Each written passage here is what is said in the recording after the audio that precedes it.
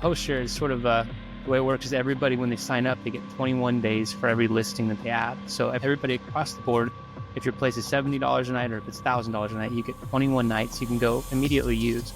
As soon as your listing is live, you can use even all 3 weeks of those 3 nights. And you're just going to pay a cleaning fee, and you're going to pay about a $3 a night damage protection fee. Everybody gets that consistent 21 nights, but then they share a different number of nights based on their average nightly rate. My name is Rodman Schley. As a real estate expert, I've invested millions of dollars in vacation properties all around the world, and I've been involved in the valuation of billions of dollars of properties. I want to share my 35 years of experience along with vacation home investment tips from the top minds in the short-term vacation rental industry. Now, let's do the work. Welcome to the Vacation Property Secrets Podcast. I'm your host, Rodman Schley. Did you know that renting out your property on a vendor such as Airbnb is just one way to take advantage of owning a vacation property? Our next guest has another way that I find very intriguing and exciting. Landon Wilkinson is one of the founders of Hostshare, which allows STVR owners to travel to other STVR-owned properties last minute, taking advantage of open dates in the booking calendar at host-specific rates. And since all properties on the platform have to be approved, you know that you are going to have a wonderful property. Landon, welcome to the show. Thank you, sir. How are you doing this afternoon? I'm doing really good. I'm excited about our conversation today because you guys are kind of the cure, if you will, for one of the problems that we all have as Airbnb owners, and that is vacant space. And I know that we all have our occupancy. We're always trying to get our occupancy up, but we always have times when there's nobody in our space. And for you, you came up with a solution. You came up with a way to solve this problem with Hostshare. So why don't you tell a little bit about Hostshare? Yeah, thanks so much for having me on. Hostshare is it's a unique thing, and it's basically the only, you can summarize it in one sentence, which is it's a hosts-only home sharing platform. And each of those words is really important because it's hosts only. Obviously, you can only join if you own or manage a short-term rental as a co-host. And it's home sharing. It's not home exchanging. And we talked a little bit about this before we got on. But basically, there's a lot of home exchange options. And this is typically characterized by I go to your house, you go to my house. And it's, we're home swapping is another term for it usually. So there's lots of that's been going on longer than Airbnb's been around. I think homeexchange.com, it's probably like early thousands, 2004, something like that it started.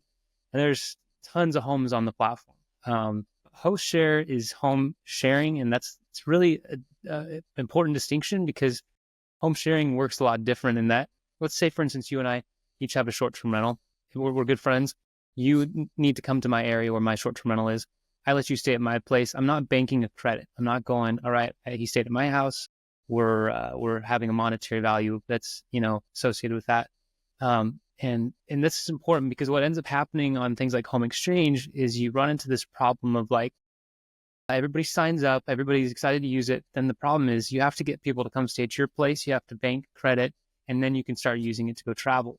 And it makes sense, obviously, logically, everybody has to contribute and all this stuff. But I had tried to use it for years with my short-term rental. And the problem was always, there was calendar sync issues. You couldn't, orchestrating. I didn't want to say block a whole month out because I didn't know if anybody was going to use it on a home exchange. So I didn't know if I was going to be able to bank credit, all of this stuff. And so out of that, lengthy explanation was kind of the concept for Hostshare. And so Hostshare is sort of the way it works is everybody, when they sign up, they get 21 days for every listing that they add. So everybody across the board, if your place is $70 a night or if it's $1,000 a night, you get 21 nights you can go immediately use. As soon as your listing is live, you can use even all 3 weeks of those, those free nights. And you're just going to pay a cleaning fee, and you're going to pay about a $3 a night damage protection fee. And so everybody gets that consistent 21 nights, but then they share a different number of nights based on their average nightly rate. So for instance, if your place is $1,000 a night, you're only going to be sharing, 7 or 8 nights a year. Whereas if it's $100 a night, it might be closer to 35 nights a year, but it's only if it's unbooked in that 5-day, booking window. So it's last minute only, vacancy. So now the nice thing about that is everybody can start traveling as soon as they go live, and you're basically only that if nobody ever stays in your property, you're not obligated to anything. Basically it's only if people come and stay within that 5-day booking window. So I hope that kind of clarifies a little bit about what we do. Yeah, so people can come. So I can put my space on there. I can put and I'm going to just tell you right now, you know this, but I put one of my listings on the platform the other day.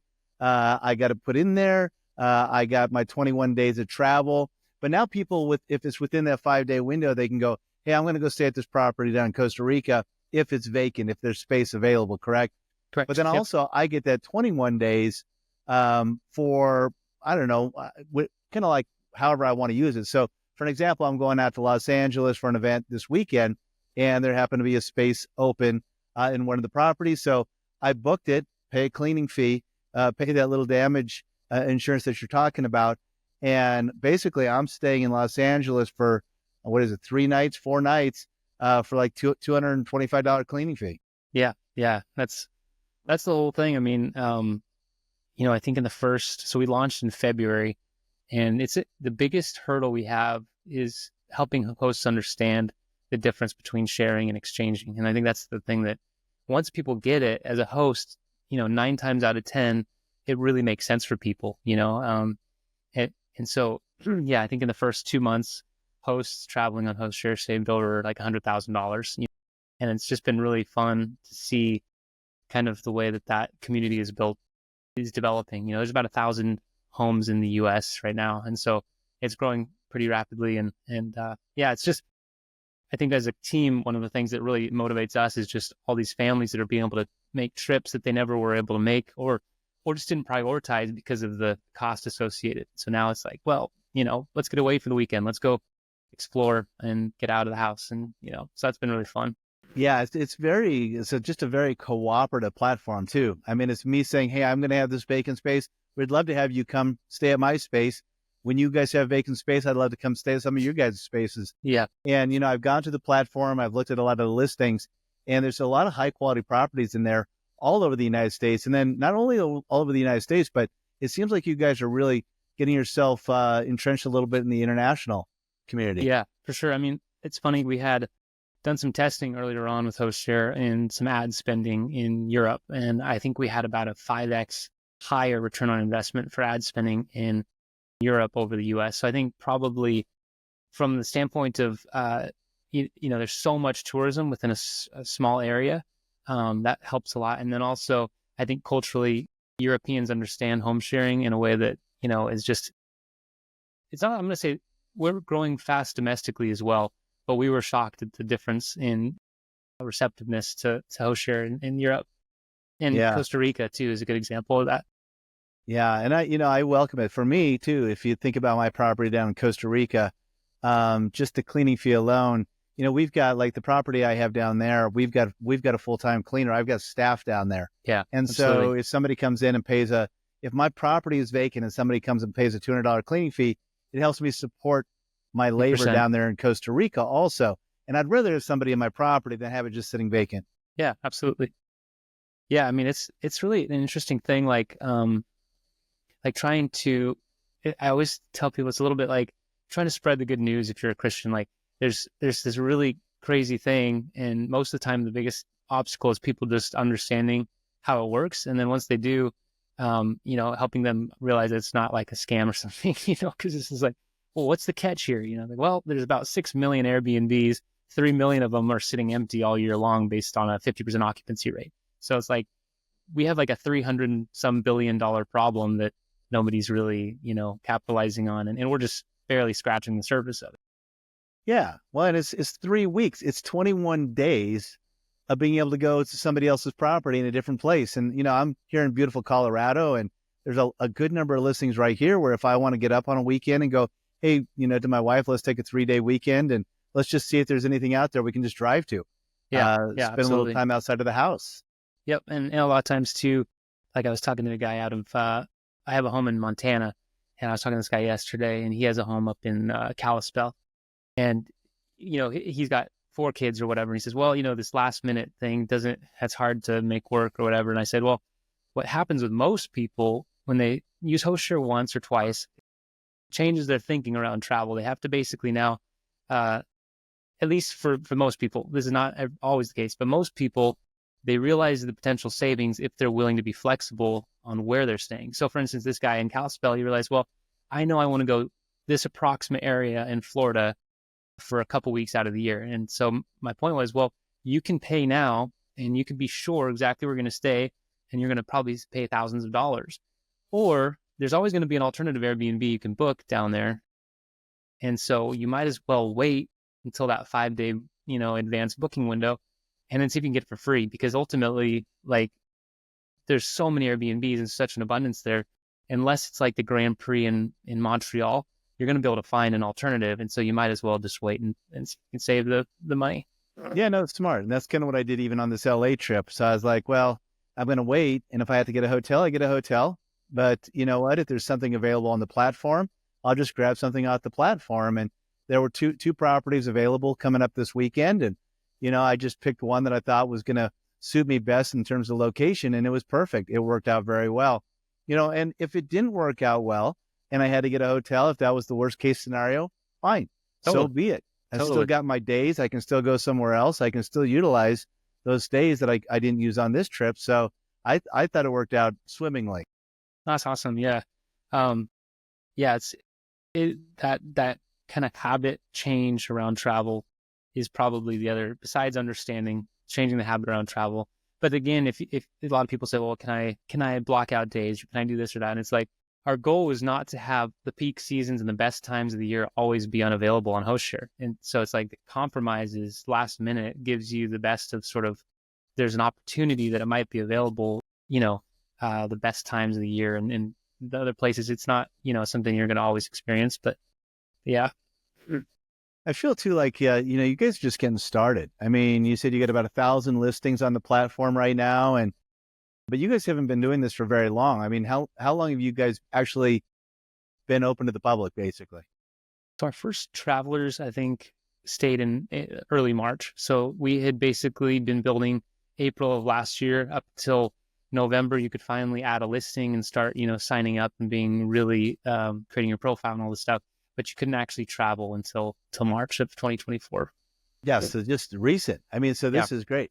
The more properties that you guys get in the platform, the better, because it just creates more opportunity, more availability, more everything. It's just kind of like going into, say San Diego. My daughter's at San Diego State, to be able to go, okay, I know I'm going out there, and maybe I'll get my ticket now, even though I'm not going out for 3 weeks. But it's kind of that same thing. It's like, well, I'll look in 3 weeks to see if there's something there. If not, I'll just go to that alternative. But the more properties in the platform, the better off everybody's going to be.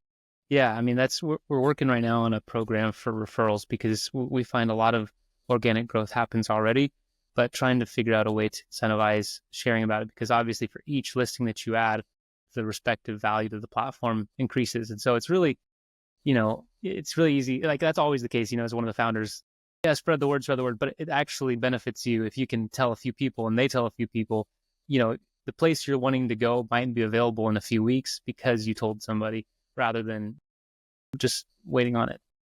Well, and that's what I would tell folks. I'd tell them, hey, come use my vacant space down in Costa Rica. Put your stuff on the platform. Yeah, let me use your stuff when you're here. But yeah, get down there and use my vacant space. I love having people at the property down there. Where's your property again? Exactly? It's in Samara, which is it's about 20 miles south of Nosara. Yeah, sure. If it'll help you out a little bit, but it's kind of the next Nosara down there. It's absolutely stunning. I love that. Yeah. We spent a lot of time in south of Tamarindo, about 20-30 minutes. But yeah, Costa Rica is definitely like one of the markets, basically Europe and Costa Rica.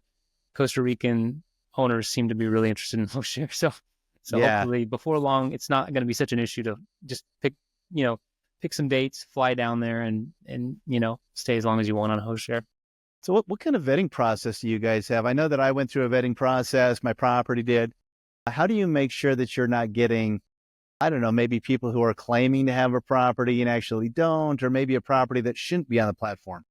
Yeah, I mean, that was the real difference between us and like an Airbnb or normal booking platform, is because they're not getting paid for the stays and they're not motivated to, you basically have to find alternative ways. And so with each host, when they sign up, they have to go through a persona, which is basically a ID verification process. And so that makes it really hard if you're trying to game the system. For instance, you're trying to create an account, go travel for 3 weeks, and then pull off. You can't do that without, basically a whole fake identity. And so that's one way that the hosts are protected. The other thing is, right, we just in the last week launched integration with actual Airbnb authentication system. So now you have to put in your credentials, and that'll pull and automatically, sync your calendars, pull all of your listing details, all of your photos, all of those things. And so that's another way it's hard, if you only have one set of credentials, right? If you're trying to, if you don't have credentials and you're trying to, say, add a listing manually, we have to vet that the name matches on the profile of the person that's signing up, and a couple other things. But then basically too, there's a set of requirements for actually being approved on the platform. Not only do you have to have an active live Airbnb, but you have to have a minimum of a certain amount of reviews on the listing. You have to, have demonstrated some track record on Airbnb to actually, actually be a part of the community. Yeah. So you go through the process, you get accepted or rejected, but if you get accepted, fees, how much are people paying? Yeah, so total, the only fee that Hostshare makes is off of the annual membership, which is about $395 per year. And we don't charge anything commission-wise on the actual stays. And so that's a big part of the savings there. We're probably the cheapest home exchange platform there is, to be honest with you, if you actually use it. Most of the other exchange platforms, there's some sort of a commission that happens on each stay and adds up pretty quick. So, it's really a no-brainer. Honestly, and maybe you said this earlier, but you were talking about that. Oh, is this a scam? Is this because it is so, the value behind it is so big in comparison to the fee. So $395, but you're basically getting, and you're the guy who's taking and basically exchanging for people, saying, hey, this guy's got some occupancy or some vacancy right now that you can use. So you guys have the platform, but so you're not really trading money on hands of the booking itself. But at $395, to have somebody who can say, hey, this is open right now, or this is open right now, and make it available for that booking is a really good value proposition. Hey, everybody. I hope you're enjoying this episode of the Vacation Property Secrets podcast. I want to let you know about one question that I get all the time, and that's, how do I forecast my cash flow and my profitability when investing in a vacation home? Now, if you've ever wondered that, or you know somebody who has, you're in the right place. We've created a free training called Financial Forecasting for Maximum Vacation Home Profitability. Now, in this training, we're going to guide you step by step on how to accurately project rental income, estimate your operating expenses, and calculate your returns so you can make informed investment decisions. You can access the free training at vacationpropertysecrets.com. So if you're ready to dive deeper into financial fundamentals and maximize your profitability, visit vacationpropertysecrets.com. Yeah, one of the things we get a lot is, well, you could just do this off of a Facebook group. And it's funny because I'm always like, have you done it yet? Have you actually tried to accomplish that? And people do all the time. I'm not trying to say it's impossible, but if you want to reliably go and use an exchange system when you travel, it's going to be really challenging to do it off of Facebook groups. There's about 10 reasons why, and I think most people can understand the friction that happens there. What about security? What about vetting? What about the value proposition in exchange? Oh, my home's 2 times as expensive as your home, or how long can you be there? How do you sync calendars? There's a whole system involved there that you really need some structure to be able to use all the time if you want to use it. And that's a good point too, with most home exchanges is it's a request-based system, where like on homeexchange.com, I think there's something like, if you can get your annual membership refunded to you if you're unable to be successful in an exchange. But the caveat is you have to put out, I think, 14 requests. So like, for instance, if you were trying to get a refund and they said, well, did you request 14 different homes? And if your answer was no, then you wouldn't get a refund. And so that goes to show, like, you can use home exchange, but it's a lot of work. Yeah. If you're like me, it's kind of like, I'd rather just get on an instant book something and not deal with that headache. So that's kind of what we did with Hostshare. It was quick. I mean, when I did my booking just the other day, I mean, it was just as quick, if not a little bit quicker than even doing through Airbnb. It just, happened and, it was available and I got my notice saying that it was approved and such. And it was really quick. I mean, I was pretty Awesome. shocked at that. Yeah, I mean, we're not 100% successful on those bookings. I would say it's, 80% go through and the other 20% that don't have some issue with a calendar sync, or occasionally we have people who have signed up and don't fully understand what they're signing up for, or maybe they're intending not to share their own place and just go travel. And those are people we call pledge duckers, because when you sign up with Hostshare, it's an honor system. Basically, you're saying, I'm committing to 12 months where my property will be available to book within that 5-day window, up to a maximum number of nights determined, the day you sign up. And so it's not everybody plays by that rule. And so then they have to get removed from the platform sometimes. But that's pretty much the only reason why bookings don't go through. Calendar sync issue usually is the main issue. Yeah. So when you did your equations to figure out, okay, how are we going to assess fairness into the system in terms of how many days people put in so they can get their 21 out? I mean, who did those equations? Was that you nerding out on that, or did you have somebody come in and kind of look and say, this is how it should be done? Yeah, no, my brother Sean and I, we spent quite a bit of time haggling over exactly the structure and how it should work. And I think I came up with with an initial formula that yielded a similar result, but it was a more complicated formula. And my little brother Sean, almost 30 years old, he's really got a mind for the numbers, and so he was able to find a solution that actually made it really transparent for people to understand. Okay, everybody's coming in 21 nights. You multiply that times the average on the platform, that gives you the average potential contribution, right? So then you can say, well, if everybody's putting up potentially the $6,000 or $7,000, whatever it ends up being, then what you do is when you sign up with your listing, you take your average nightly rate and divide that contribution by that to give you your total number of nights.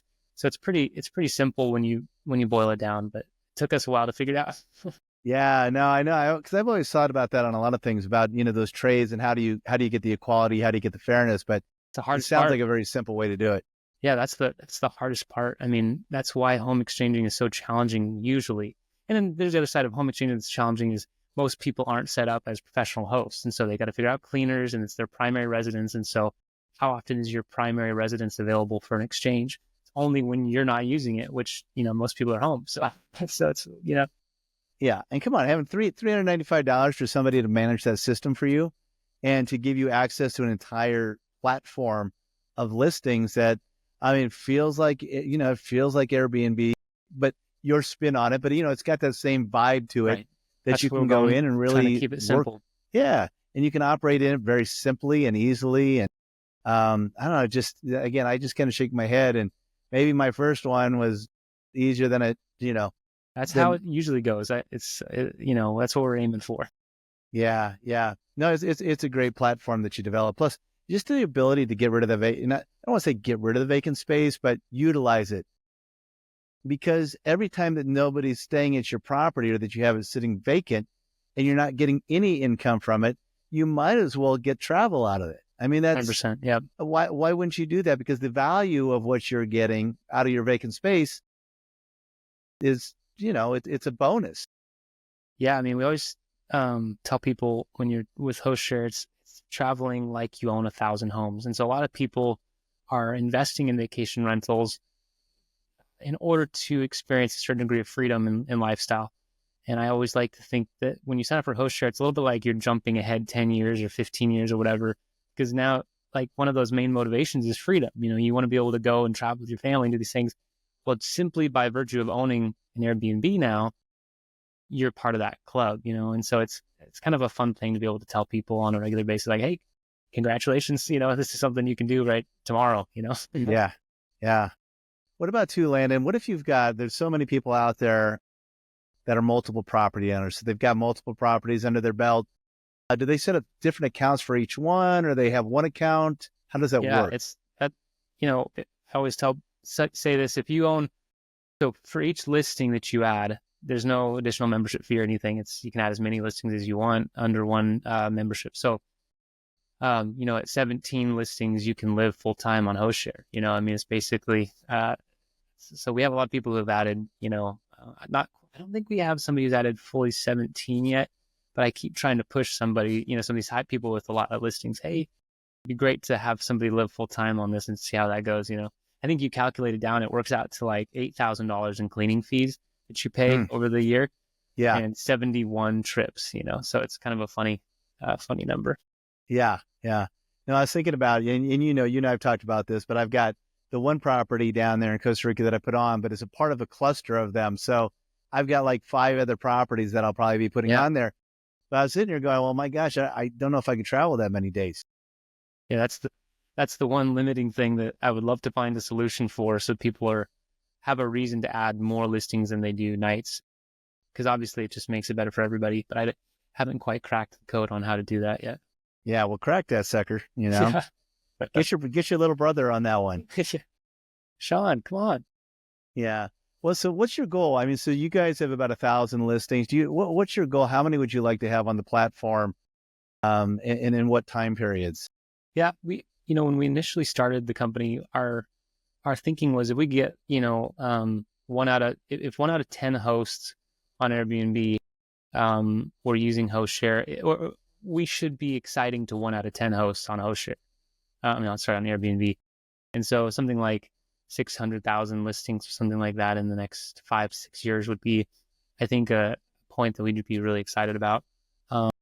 Having talked to hosts a lot over the last, a year and a half or so, it seems like it's more than 10%, but you start, taking out the institutional investors, you start taking out some of the, just the people who are really not interested in traveling or, for whatever reasons, it's probably like, I think 10%, something like that would be a really cool place to get to.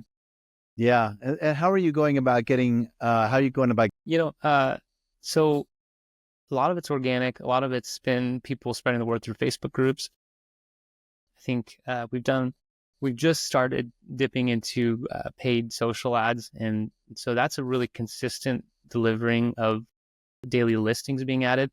But I think more than anything, as we refine the systems around how people spread the word about Hostshare and get rewarded for doing that, it'll help us. At a certain point, my hope is, and I think this will happen, that if you own an Airbnb, it'll be a second question that you always get asked. You own an Airbnb, and do you like Hostshare with it? And then that'll be a pretty common experience for people that are owning a Airbnb. That's just part of the deal that you get access to. Yeah. And I understand the institutional, maybe they're not going to be interested in those kind of things because it's just different, it's a holding for them and such. But I mean, what kind of opposition are you getting from, I mean, I'm just curious on what people who are saying no are saying, why they because don't want I don't understand the no. Yeah. The biggest, the biggest challenge with any platform is just the network effect. And so, that, I think as you go from 1,000 to 5,000 listings, which is our goal, towards the end of next year currently. And I think what happens is it's 5 times more places that you can actually use it. And the biggest differentiator between somebody who stays on Hostshare or leaves is if they've had the opportunity to use it yet. And so, that's really, I think, the difficult place. When you can go anywhere in the United States and use it as a substitute for Airbnb, it becomes completely undeniable. But right now, there's still an early adopter element to this, where you kind of have to go out of your way slightly sometimes to use it. And so I would say we're just passing that curve from early adopter to average user finding value with Hostshare. Yeah, that makes a lot of sense. Do people? Yeah, I know that too. People might say, well, okay, I might be able to get a last minute deal on my Airbnb, but my airfare is going to be 5 times the cost because I'm booking last minute. What do you say to those folks? I would really challenge that assumption that your airfare is going to be even close to offsetting the cost. If you're not flying like first class, or you're trying to get the best seat in the plane. In my experience, and I travel last minute all the time, so I'm always buying tickets the night before I'm going somewhere. And clearly, like, the savings to be had from using Hostshare will far, far outweigh 9 times out of 10, unless you're picking a very popular flight that, certain itinerary or whatever, I would say it's very rarely going to even come close to costing you the same as if you were paying retail for an Airbnb. Yeah, yeah. What kind of pitfalls have you guys been seeing? Have you had any? Are there? I know because you're a startup still, right? I mean, you're just 100%, getting your yeah. feet under you. You're growing at a good pace. What kind of challenges have you found so far? Frankly, probably just our internal structuring. There's a lot of cooks in our kitchen. We have my brother-in-law, my brother, his business partners. They've helped us with the development side. There's been a lot of multiple wives involved in helping build the platform. It's been Did you say lives or wives? wives involved. Oh, Yeah, okay. yeah. So there's a lot of us working a lot of hours together, and I think it's enabled us to do it really economically. I think most companies that get to this point have gone through a series, a seed series for sure. Usually, they've often gone through, some level of outside fundraising to get to where we're at. And we haven't had to do that because there's been so much talent within our ownership team.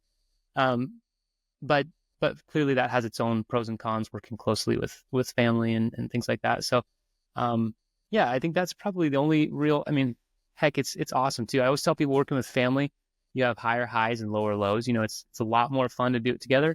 It's also a lot more painful at times too. And so I wouldn't trade it for the world. But that's probably one of the things that's been interesting to figure out. Yeah, I think my wife would kill me. I love her to death, but she's also Italian, and when that comes out, it's like, oh my gosh. But it's mostly my fault, by the way. It's Yeah, not just right, because she's Italian. It's usually my fault. Sure. But that's cool that you guys are able to work with your family and do those things and grow together. Like you said, there are going to be challenges with that, but you guys have been doing it for long enough now where when the highs are going to be high and the lows are going to be low, and you just know how to deal with it. Yeah, and I think that's the other side, is everybody is there for the right reasons. They've got each other's back. I think that's what's really nice about our team specifically, is the core character of everybody is undeniable. So as long as you can find a path forward where everybody's happy on a certain situation, that can, as long as you trust that the people are good, everything else is a lot easier. If you start to think that somebody's, got some sort of character issue that's, a big difference, then it becomes a problem. And that's fortunately not the case in our team. Yeah. Well, I want people to be able to find you, because I want more people on this platform, because I'm a part of the platform now. And I want to come stay at your guys' places when you put your Love it. properties out there. And I want you to come down and stay at my property down in Costa Rica too. So if Absolutely. people are interested, say, hey, listen, I want to get my vacant space, I want to give my vacant space into a pool so I can start to travel. Where do they need to go to find you? Hostshare.co is our website. So just one word, HOSTSHARE.co. So not .com. Not .com. Yeah, Not and by yet. the way, I've gone to .com a couple of times and I was wrong. So Shoot. .co. That was an investment we didn't account for on the front end, was buying the .com. So Yeah, it was one of those premium ones, I'm assuming. 100%. Yeah. Yeah. And just the last question I've got for you is, there's so many people that are newbies coming in and learning how to invest, or maybe they're buying their first deal, or maybe they got a few deals under their belts and they're looking to grow. If you could give them a piece of advice that you think would be very valuable for them, what would that piece of advice be? Yeah. So before Hostshare, I was a real estate investor. Like, that was pretty much my career up until, so I started off as a painting contractor when I was 17, but I actually was flipping houses for my dad when I was 8. So from the time I was 8 till 17, I pretty much was, I think we flipped 17 homes or something like that. And then when I was painting contracting, I started investing and doing house flipping on my own, raising money to do that. Eventually got into more single family rentals, and then into multifamily. And eventually I had a couple hundred units of multifamily that we're managing and fixing up and all the stuff.